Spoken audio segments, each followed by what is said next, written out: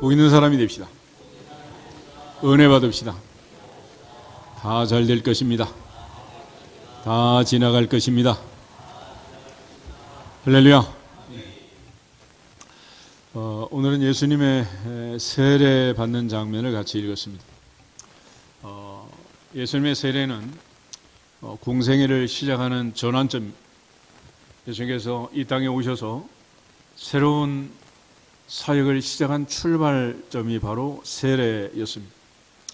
예수님의 29세까지의 인생과 30세쯤 되셨을 때 공생애를 시작한 이때의 삶은 비포 애프터가 완전히 달라지는 결정적인 전환점이고, 우리 모두가 이 장면을 보면서 다시 한번 2025년 새해를 시작하면서 모두 초심으로 예수님께서 어떻게 공생애를 시작하셨고 우리가 어떻게 부탁하셨는가를 보면서 새로운 마음으로, 새로운 각오로, 말로만 새 영을 부시고 새 마음을 붓는 게 아니라 예수님의 세례를 통해서 강력한 하나님의 역사가 임한 것처럼 한 사람 한 사람 내 삶에, 내 마음에, 내 심령에, 내 영혼 깊은 곳에 하나님의 성령이 강력하게 역사하심으로 새롭게 새 출발하는, 사울이 바울 되고 시몬이 베드로 되는, 야곱이 이스라엘 되는 놀라운 역사가 임하기를 주 이름으로 축복합니다.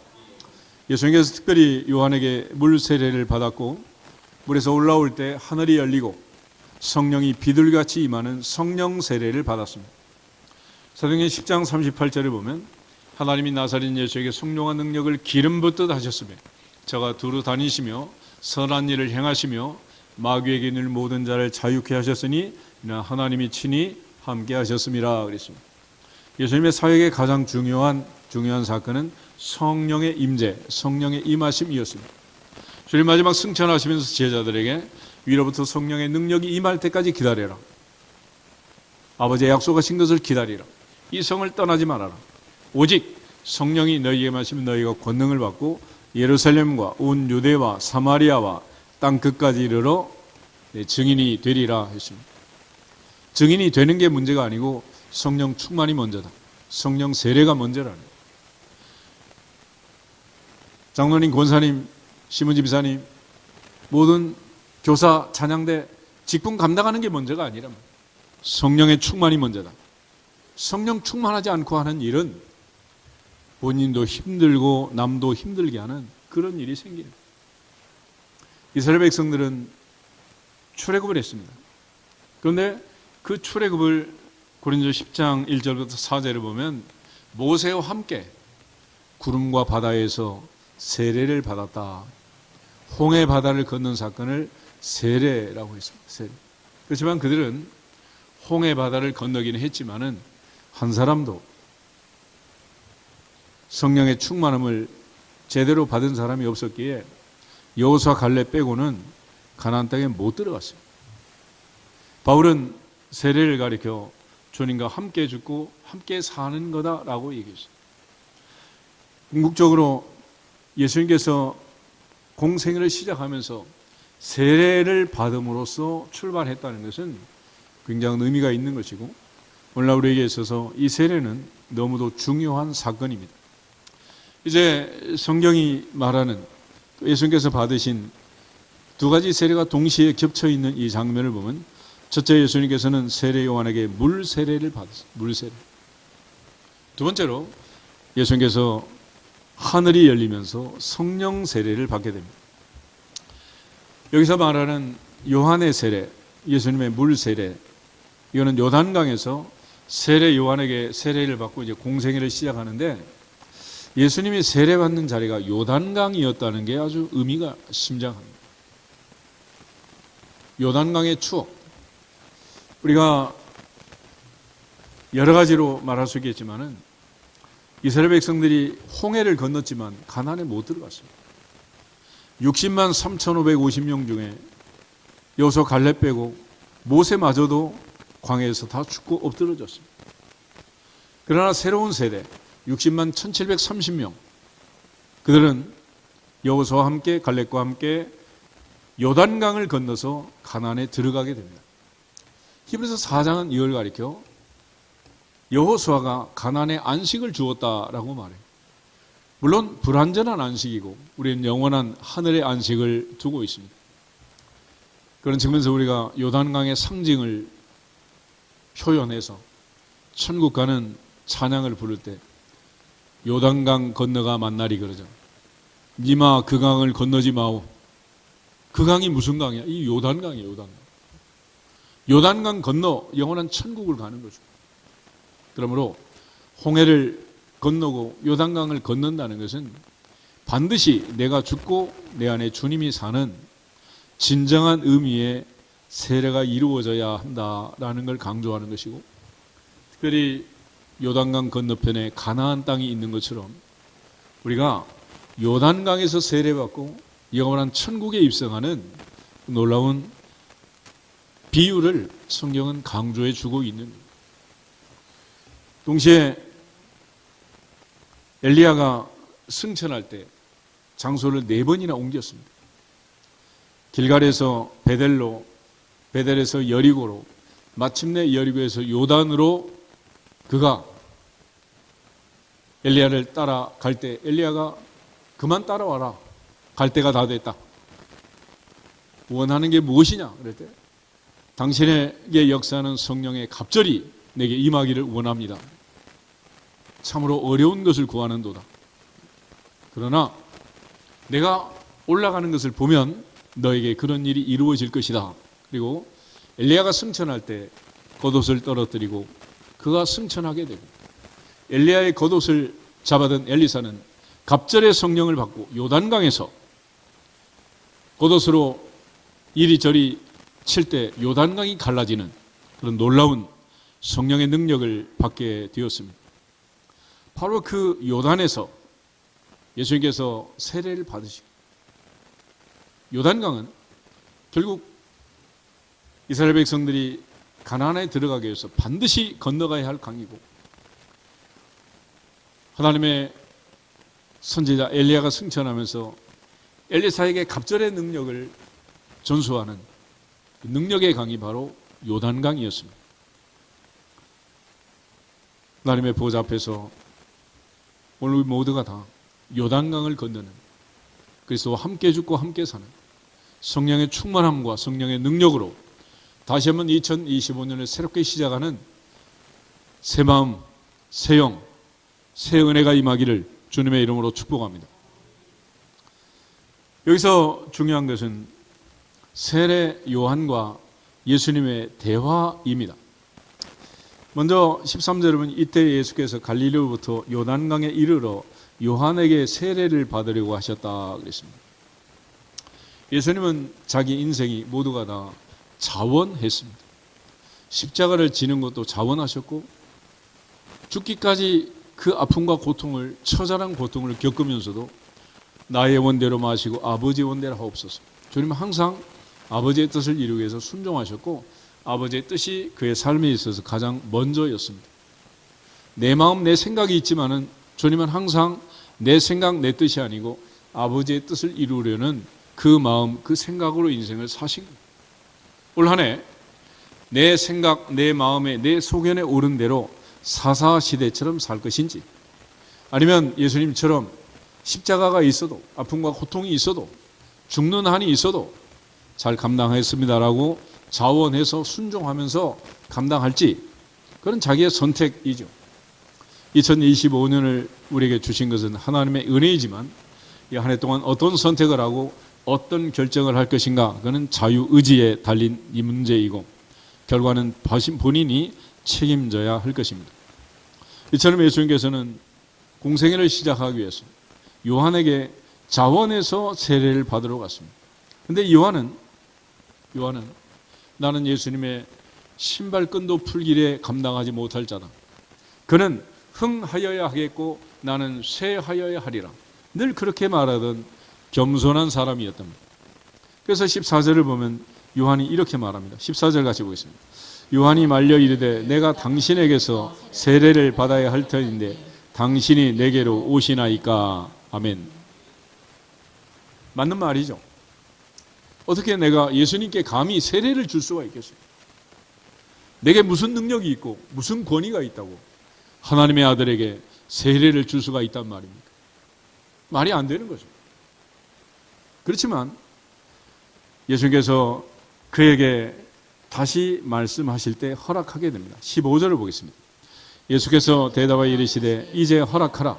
우리가 이와 같이 하여 모든 의를 이루는 것이 합당하니라 하시니 이에 요한이 허락하는지라. 아멘. 세례요한과 예수님의 관계, 이 질문과 답을 잘 보시면 우리가 하나님 앞에, 교회 앞에, 주 앞에 가는 날까지 하나님이 맡기신 일들을 어떻게 감당하고 순종하고 충성해야 할 것인가를 보여주는 모델이 나와 있는 세례요한의 고백처럼 우리는 감당할 만한 힘과 능력이 있다 없다? 없습니다. 사도 바울도 나는 핍박자요, 폭행자요, 회방자였는데 내가 어떻게 주님의 일을 할 수가 있겠어요? 그러나 내가 나 된 것은 하나님의 은혜다. 그분이 충성되이 여겨 내게 직분을 맡겨주신 거다. 하나님이 맡겨주신 그 직분에 대해서 세례요한의 사명은 예수님께 세례를 베푸는 이것이 그의 사명이랍니다. 감당할 수 없지만 죄인이 어떻게 죄 없는 그분에게 세례를 줄 수가 있겠어요? 그러나 주님께서 말씀하실 때 이제 허락해라. 우리가 이와 같이 하여 모든 의를 이루는 것이 합당하다 말할 때 세례요한이 허락하게 됩니다. 세례요한을 찾아간 것 그 자체가 예수님의 겸손이고 또 세례요한이 말려서 난 할 수 없습니다 라고 말하는 그것이 겸손이에요. 그렇지만 겸손이 너무 지나치면 교만이 되는 거예요. 그리고 주께서 말씀하시고 주께서 명하시면 내가 힘이 없어도 능력이 없어도 형편이 안 돼도 순종하는 그것이 겸손이니라. 그것이 겸손이니라. 우리가 하나님 앞에 주신 직분과 책임을 잘 감당할 줄 알아야 돼요.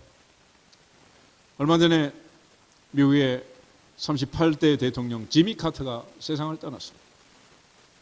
그런 선거운동 할 때부터 여러 가지 자기 소개를 많이 하지만 나는 제일 먼저 나는 침략의 집사다 그렇게 고백을 했고,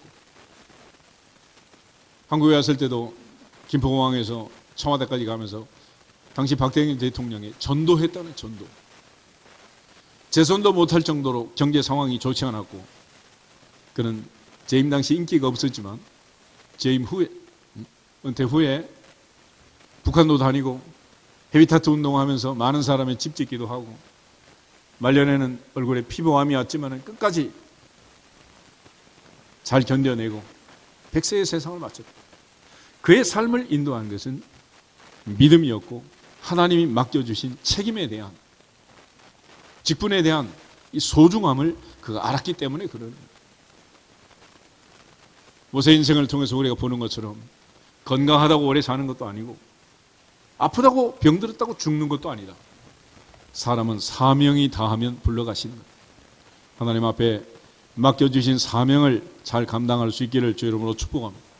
주님 십자가의 사명을 감당하면서 다 이루었다라고 말씀하시고 세상을 떠나신 것처럼 세례 요한의 사명은 내가 아무리 할 수 없어도 능력이 되지 않아도 주께서 이렇게 말씀하시면 주님께 세례를 베푸는 그것이 사명인 것입니다. 그래서 요한은 겸손하게 거부했지만은 주님의 강권하심에 더욱 겸손하게 순종한 것. 빌립보서 2장에 보면 너희 안에 이 마음을 품으라 곧 그리스도 예수의 마음이다. 하늘 보좌를 버리고 사람이 되어서 이 땅에 오셔서 십자가에 죽기까지 순종을 넘어 복종하신 그것이 겸손이라. 겸손. 하나님 앞에서 세례 요한의 이 겸손을 잘 배우고 내게 능력이 있든지 없든지 그는 내가 결정하는 것이 아니고 하나님 주신 은혜로 감당하는 거예요. 모세 80에 부름받았을 때 할 수 있다고 큰 소리 친 거 아니잖아요. 예레미야 그에게 사명을 주었을 때 나는 아이라 말할 줄을 모른다고 사양하잖아요. 베드로 보세요. 죽는데도 오게도 가겠습니다. 큰 소리 빵빵 쳤잖아. 그 사람의 순간의 의지와 감정, 그것이 사역을 이끌어가는 동기가 될 수 없다. 오직 주님 앞에 겸손하게 하나님 말씀에 순종하는 겸손과 순종을 잘 배워서 올 한 해도 내게 주신 직분, 책임, 사명 잘 감당하는 복된 해가 되기를 주 이름으로 축복합니다. 주님께서 말씀하신 가장 중요한 이유는 우리가 이와 같이 하여 모든 의를 이루는 것이 합당하다 했습니다. 올 한 해도 하나님의 의를 이루는 합당한 일을 수종드는 충성된 일꾼들이 되기를 주님의 이름으로 축복합니다. 우리가 높아지기 위해서 고집을 부리는 사람은 많잖아요. 그렇지만 낮아지기 위해서 서로 사양하면서 이렇게 고집을 부리는 것, 그건 쉬운 일이 아닙니다. 그렇지만 고집도 적당하게 정도가 있는 거예요. 하나님 앞에서 하나님이 친히 사람이 되어서 이 땅에 오셔서 주님이 친히 내게 부탁하시고 분부하시면 감당하는 것이 겸손이고 감당하는 것이 순종입니다. 올 한 해도 우리 모두가 다 주님의 마음, 온유하고 겸손하신 마음, 또 세례 요한의 겸손과 순종을 배우면서 한 해 잘 감당하고 하나님께 영광을 돌리기를 주 이름으로 축복합니다. 그렇게 해서 주님은 요한에게 물 세례를 받았습니다. 오늘날 교회법에 의하면 바로 이 물 세례를 받은 자들을 회원으로 영접하고 멤버십을 주게 되어 있습니다. 세례라는 것은 교회의 멤버가 되는, 초대교회 멤버가 되는 중요한 의식이었고, 그래서 항상 사도 바울도 베드로도 세례를 베풀었습니다. 믿는 자들이 오면. 그리고 세례를 받은 사람이 3,000명이었다, 5,000명이었다, 그렇게 말합니다.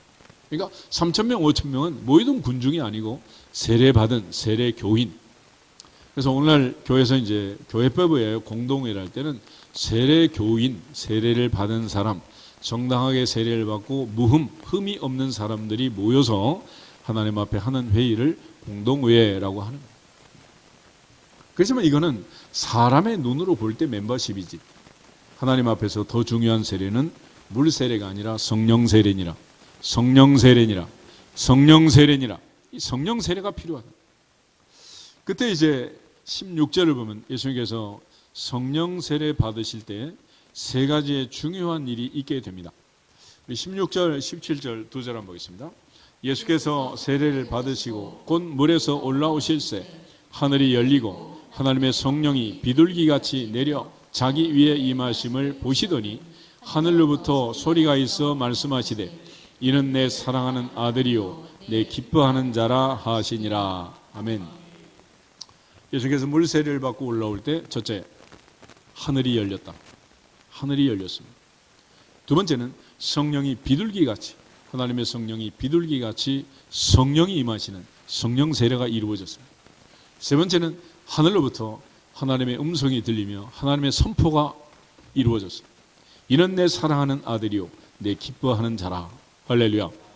이처럼 예수님의 성령 세례에 있어서 첫 번째 특징은 하늘이 열린 것입니다.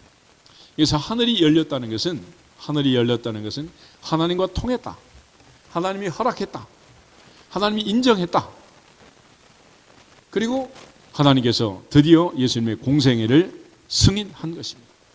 그래서 우리 모두의 인생에 있어서 하늘이 열리는 일이 얼마나 중요한가라는 거예요.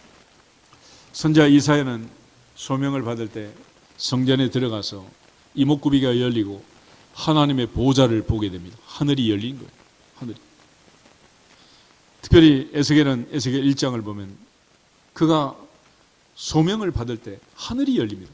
에스겔 1장 1절 한번 찾아보시죠. 에스겔 1장 1절.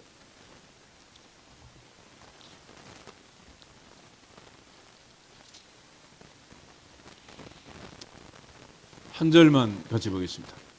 30째 해 넷째 달 초 닷새에 내가 그발강가 사로잡힌 자 중에 있을 때 하늘이 열리며 하나님의 모습을 내게 보이니. 아멘. 하늘이 열리고 하나님의 모습이 내게 보였다. 하나님이 하나님의 모습을 내게 보여주셨다. 다시 말해서 하늘이 열린 것은 신적 소명, 하나님께서 사명을 맡기시고 하나님이 인정하셨고 하나님의 권위로 하나님께서 그의 사명을 승인하셨다는 것을 의미합니다. 우리가 늘 하나님 나라 일을 하면서 흔들리고 할까 말까 망설이고 조금 힘들면 못하겠다 모태 신앙도 아니면서 모태 신앙으로 돌아가는 희한한 사람들이 많잖아. 그런데 왜 그런 일이 벌어지느냐? 이게 하나님이 내게 맡기신 사명이라는 이 사명감이 투철하지 못해요. 내가 하고 싶으면 하고 하기 싫으면 안 하고, 이게 교회 일인 줄 잘못 착각하는 거죠.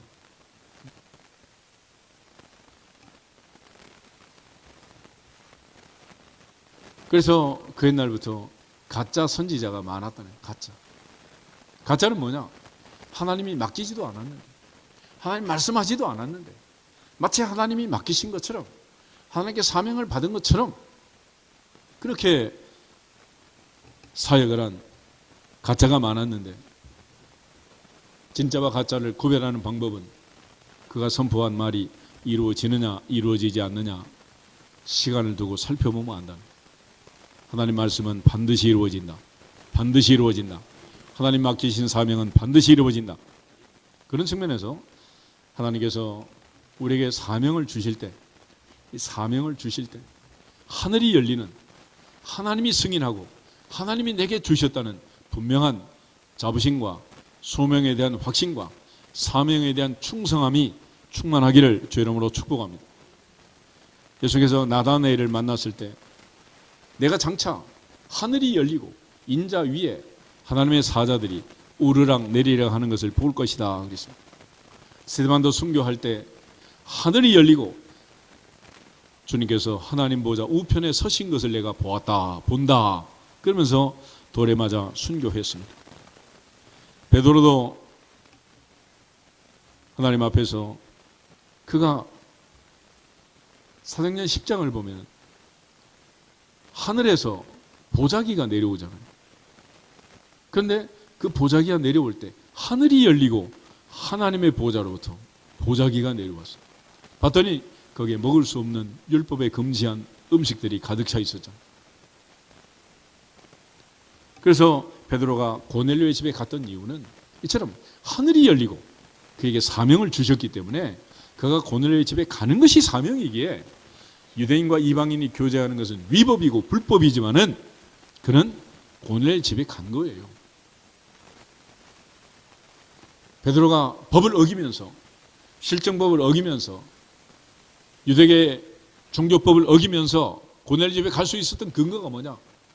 하늘이 열리고 하나님이 그에게 사명을 주셨기에 이방인의 오순절을 주도하는 고넬료 집에 가서 이방인이 최초로 성령 세례를 받는 엄청난 일을 감당하게 된 거예요. 세례요한이 예수님께 세례를 준 것처럼 베드로는 고넬료의 집에 이방인에게 성령 세례를 베풀게 된 것입니다. 사도 요한도 반모섬에서 하늘이 열리고 하나님의 보좌에서 하늘의 지성수가 하나님이 함께 계시는 그 하늘의 보좌를 바라보게 됩니다.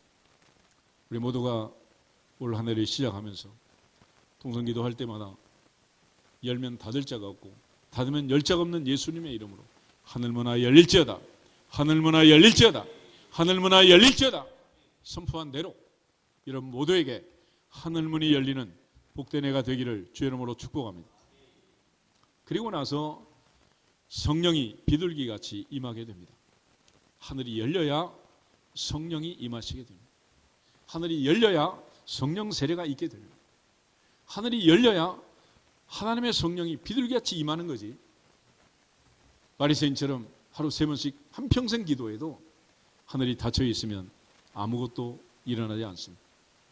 엘리야 당시에 3년 6개월 동안 하늘이 닫혔다. 하늘이 비를 주지 않았다. 땅이 열매를 맺을 수 없었다라고 말합니다. 그러나 다시 하늘이 열리고 비가 내릴 때 땅이 열매를 맺고 흉년이 사라지고 풍년이 오게 된 줄로 믿습니다. 우리 모두의 인생에 이처럼 하늘문이 열리고 성령이 임하는, 성령의 세례가 임하는, 성령의 역사가 임하는 주인공들이 되기를 주의 이름으로 축복합니다. 오순절에 이처럼 갑자기 후련히 강한 바람 같은 소리가 있고 불처럼 혀에 갈라지는 것들이 각 사람 머리 위에 하나씩 하나씩 임하는 성령의 충만함, 성령의 세례가 이루어지게 된 줄 믿습니다.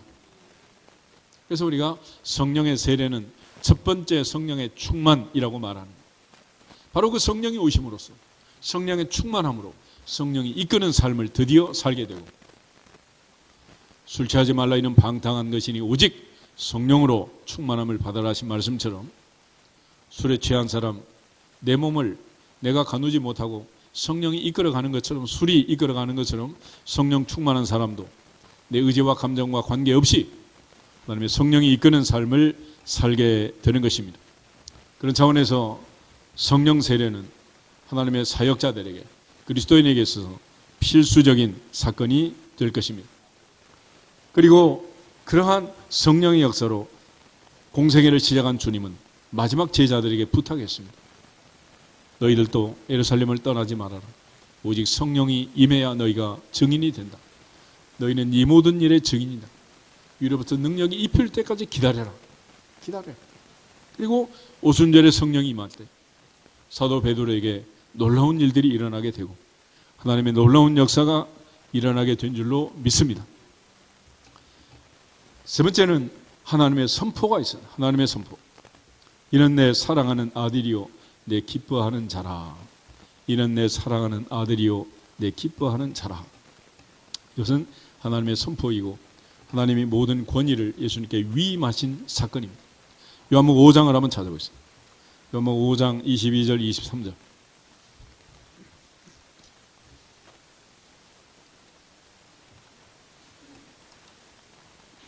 22절 23절. 아버지께서 아무도 심판하지 아니하시고 심판을 다 아들에게 맡기셨으니 이는 모든 사람으로 아버지를 공경하는 것 같이 아들을 공경하게 하려 하심이라. 아들을 공경하지 아니하는 자는 그를 보내신 아버지도 공경하지 아니하느니라. 아멘. 하나님은 모든 권위를, 심판의 권위를 아들에게 위임했다 그랬습니다. 마태복음 28장 마지막에 보면 예수님께서 우리에게 지상 명령을 내지, 너희는 가서 모든 족속으로 제자를 삼아 아버지와 아들과 성령의 이름으로 세례를 주고 내가 너희에게 분부한 모든 것을 가르쳐 지키게 하라. 볼지어다 내가 세상 끝날까지 너희와 항상 함께 있으리라. 근데 그 앞에 이런 말이 있어요. 아버지께서 하늘과 땅의 모든 권세를 내게 주셨다. 할렐루야. 바로 하나님의 선포. 하나님의 선포로 이는 내 사랑하는 아들이요 내 기뻐하는 자라. 너희는 그의 말을 들으라 하는 이 하나님의 선포로 인해서 주님은 모든 권위를 위임받고 하나님 나라를 선포하고 하나님의 사역을 감당하게 된 것입니다. 마태복음 17장 5절에 변화산에서 기도할 때 다시 한번 같은 음성이 들려요.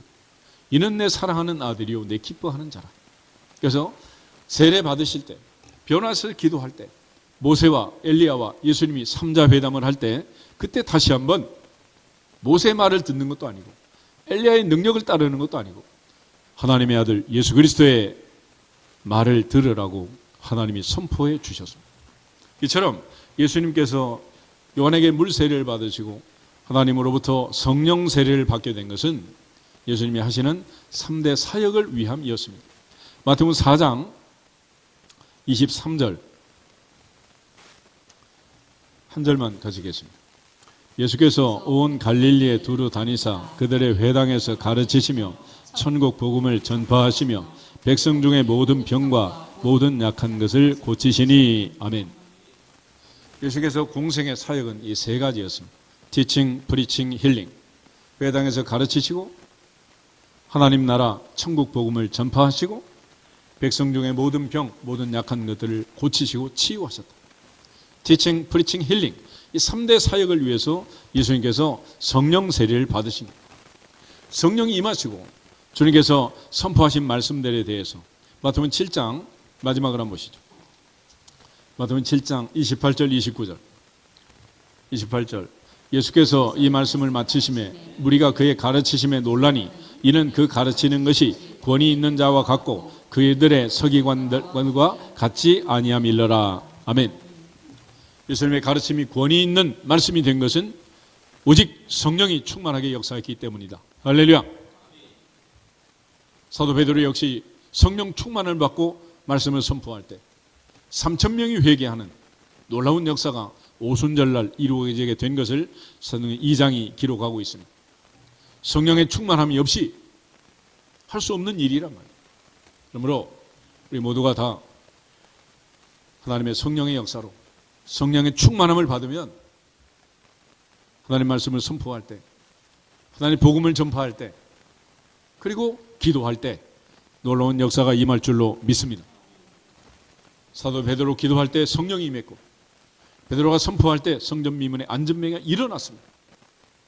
예수님 역시 요단강에서 세례받으시고 성령의 충만함을 받을 때 그에게 왔던 이 놀라운 3대 사역을 능히 감당하게 된 줄로 믿습니다. 우리 모두가 다 하나님 나라 일, 하나님의 교회에서 이루어지는 일들이 세상의 지식이나 지혜나 경험이나 스펙 가지고 되지 않는다는 사실을 인정하셔야 됩니다. 하나님 나라의 일은 오직 성령, 오직 성령, 오직 성령의 충만함과 성령의 세례로만 가능한 줄 믿고 믿어지기를 주 이름으로 축복합니다.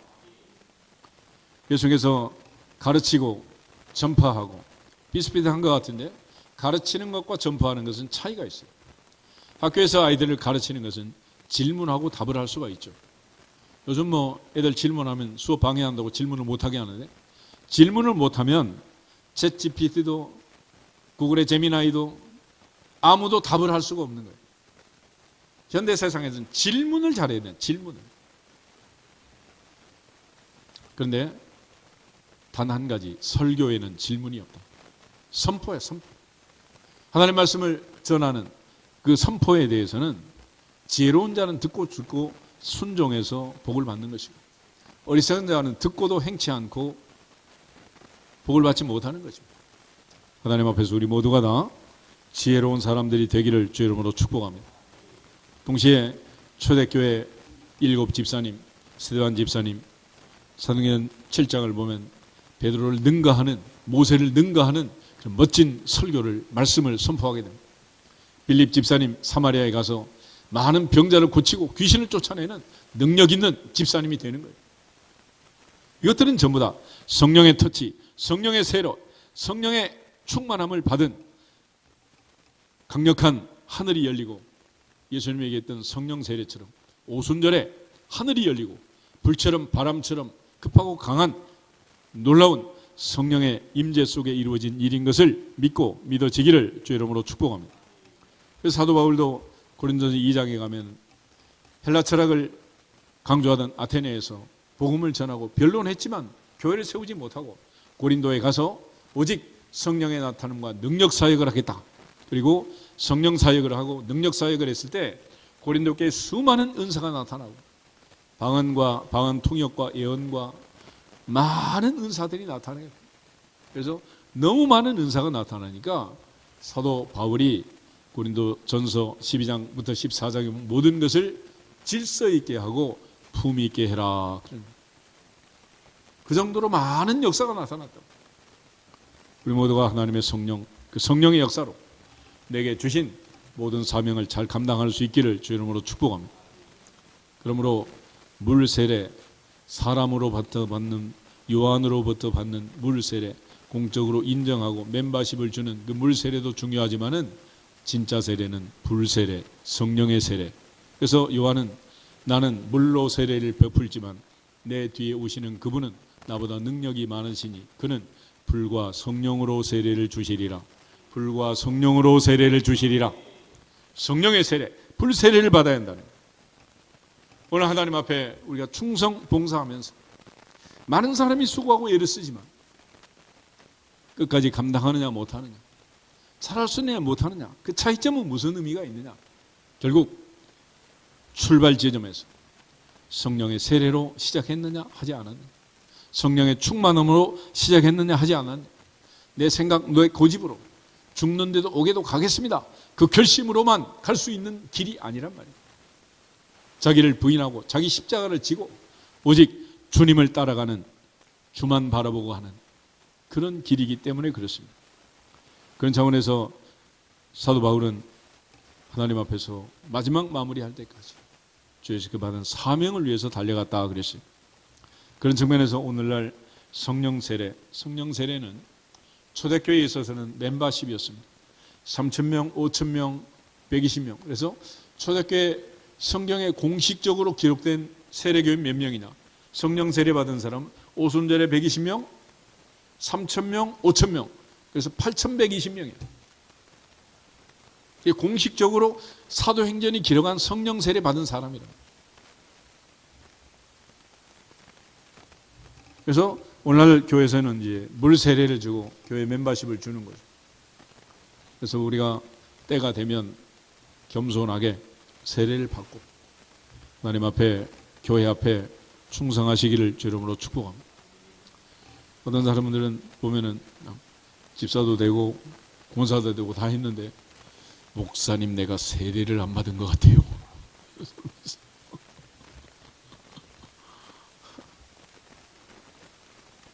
권사 되고 장로님 되는 게 중요한 게 아니라 뭐가 중요하다? 세례거든요. 세례. 그래서 여러분이 기독교인이라는 것을 증명하는 증서를 가져오라고 입학을 하든 입사원서를 쓰든 뭐 여하튼 그런 증서를 요구할 때 어느 기관이든지 증명서로 제출하기를 원하는 것은 뭐냐? 세례 증서를 가져와요. 세례 증서. 그래서 중신대학도 세례 증서 가져오라 그러지. 무슨 뭐 청년부 회장, 반주자, 뭐 찬양팀 팀장 이런 거 가져오라 그러지 않아요. 세례 안 받고도 할 수 있어요. 그런 거는. 그렇지만 내가 주님과 함께 죽고 함께 사는, 내 안에 오직 주님이 사는 성령의 세례, 성령 세례가 먼저니라. 성령 세례가 먼저니라. 그래서 오직 성령이 너에게 마시면 뭘 받는다? 권능을 받는다. 그래서 성령 세례는 초대교회 멤버십이면서 동시에 권능의 증표였습니다. 사도 베드로는 어떻게 받느냐? 성령 세례 어떻게 받느냐? 사도행전 2장을 한번 찾아보세요. 사도행전 2장 37절, 8절, 9절, 3절 한번 보겠습니다. 사도행전 2장 37절에 39절.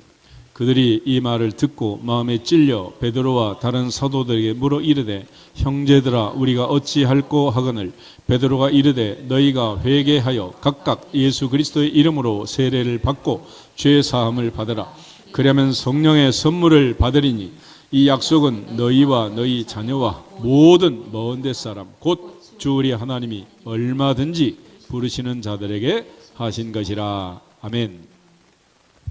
이거는 예외가 없다. 동서남북 어느 나라 어느 땅에 사는 사람이든지 다 마찬가지다. 너희가 회개하여 각각 예수 그리스도의 이름으로 세례를 받고 죄사함을 받아라.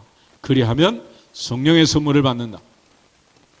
하나님 앞에 진정으로 내가 죄인임을 고백하고, 바울처럼 내가 죄인 중에 괴수임을 고백하고, 하나님의 성령의 강력한 역사로 사울이 바울 되는, 주님이 내 안에 살고 내가 주님 안에 사는, 내가 주님과 함께 죽고 함께 사는 진정한 그리스도인의 삶을 살아낼 때만 가능한 일이라는 것입니다. 결국 성령 세례는 죄사함과 동시에 능력을 받은 증표입니다. 사도행전 11장 26절에 보면 안디옥에서 비로소 그리스도인이라 칭하는 사람들이 등장하게 됩니다. 우리가 크리스찬, 그리스도인, 성도, 교인이라고 하는 것은 바로 예수 그리스도가 기름 부음을 받은 자인 것처럼 그리스도인은 마땅히 성령의 기름 부음을 받은, 성령의 세례를 받은 성령 충만한 사람이어야 하느니라. 할렐루야. 그런 측면에서 사도 바울은 내가 죽고 내 안에 주님이 살아야 되는데, 이게 죽은 줄 알면 또 살고 죽은 줄 알면 또 살고 맨날 살아있는 거야. 그래서 바울의 고백 중에 그 유명한 고백, 고린도서 15장 31절. 나는 날마다 죽노라. 나는 날마다 죽노라. 나는 날마다 죽노라. 내가 죽지 않으면 내 안에 주님이 살 수 없다. 내가 진짜로 죽지 않으면 주님은 진짜로 살 수 없고, 죽은 척 하니까, 죽은 줄 아는 착각하니까, 눈 떠보면 다시 살아있고, 시기와 다툼과 분노로 하나님 맡기신 귀한 직분, 책임, 사명 내팽개치고 하겠다 못하겠다 자기가 결정하는 하나님보다도 위대한 권위를 가진 분들이 너무 많아.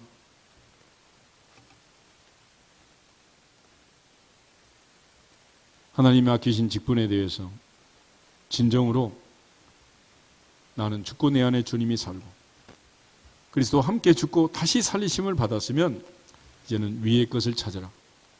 땅의 소망을 두지 말아라. 하늘의 소망을 두어야 한다 그랬습니다.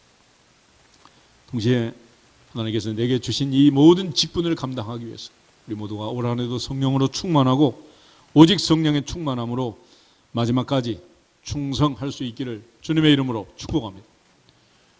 세례 요한이 겸손함으로 순종했던 것처럼 예수님께서 죽기까지 십자가에 순종했던 것처럼 초대교회 성령 충만 후에 베드로와 12사도와 110명의 성도가 순종하고 충성했던 것처럼 오직 성령의 충만함으로 새롭게 새 출발하는 2025년이 되기를 주님의 이름으로 축복합니다.